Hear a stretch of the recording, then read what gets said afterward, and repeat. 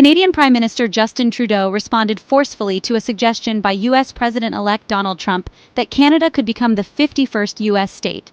Trudeau declared that there was not a snowball's chance in hell of such a scenario ever occurring.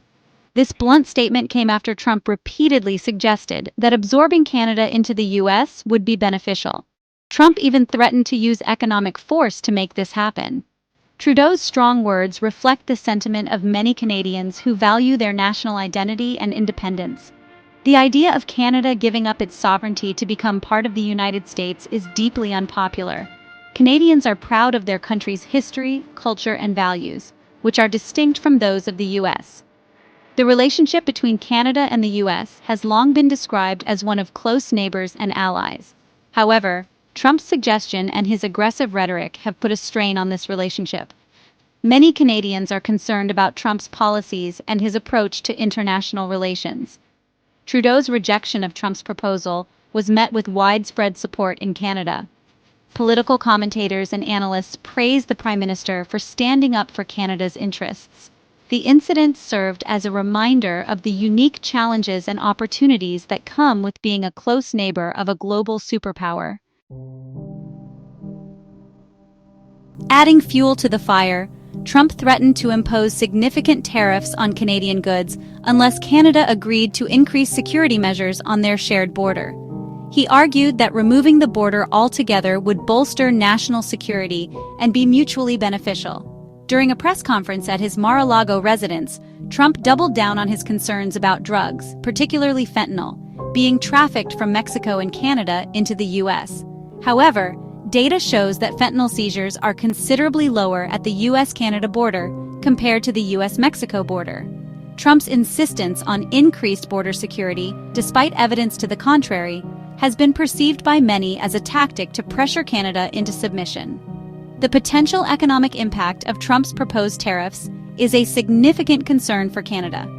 In 2023 alone, approximately 3.6 billion Canadian dollars, or 2.5 billion US dollars, worth of goods and services moved between the two countries daily. Ontario, Canada's most populous province, would be particularly vulnerable due to its heavy reliance on trade with the US. In 2023, trade between Ontario and the US exceeded 493 billion Canadian dollars, or 350 billion US dollars. The imposition of tariffs would have a ripple effect throughout the Canadian economy, potentially leading to job losses, business closures, and a decrease in consumer spending. The Trudeau government has indicated its willingness to impose counter-tariffs should Trump follow through on his threats. Trudeau emphasized the mutually beneficial relationship between the two countries, highlighting that workers and communities on both sides of the border gain from the robust trade partnership. He underscored that Canada and the U.S. are each other's biggest trading partners and rely on each other for security. In an attempt to address Trump's concerns and potentially avert a trade war, Canada has pledged to implement enhanced security measures at the border. These measures include bolstering surveillance and establishing a joint strike force to combat transnational organized crime. The goal is to strike a balance between addressing the issues raised by Trump while maintaining the integrity of the U.S.-Canada border. Several Canadian provincial leaders have also been vocal in their opposition to Trump's proposed tariffs. British Columbia Premier David Eby, along with other premiers, plan to travel to Washington, D.C. to lobby against the tariffs. They aim to emphasize the integrated nature of the U.S. and Canadian economies and the potential harm that tariffs would inflict on both nations. These efforts demonstrate the unified front that Canada is presenting in response to Trump's aggressive stance. They also highlight the importance of the U.S.-Canada relationship, not just at the federal level, but also at the provincial and local levels. The current standoff between Canada and the U.S. highlights the complexities and challenges facing the two countries. While the relationship has historically been one of cooperation and mutual respect, Trump's unconventional approach to foreign policy has introduced an element of uncertainty and tension. Trudeau's firm stance against Trump's merger proposal and the potential economic fallout from tariffs underscore the need for Canada to reevaluate its relationship with the U.S. While maintaining strong economic ties remains crucial, Canada must also prioritize its own interests and be prepared to chart its own course. The situation also has implications for the broader international community.